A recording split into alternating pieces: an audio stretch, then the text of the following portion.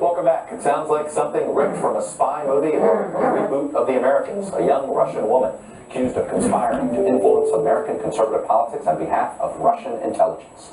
29-year-old Maria Butina was arrested last weekend in Washington, where she had recently graduated with a master's degree in international relations from American University. On paper, she was a student and a gun rights advocate, known around campus for having pride in her homeland and defending Russian interests in class discussions. At the same time, investigators claim she was a covert agent funded by Alexander Torshin, a Russian oligarch with close ties to the Kremlin.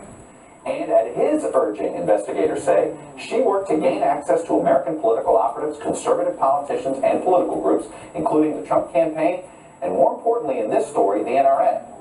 Well, joining me now is someone who has done a lot of reporting on Butina and Russian intelligence efforts in this area.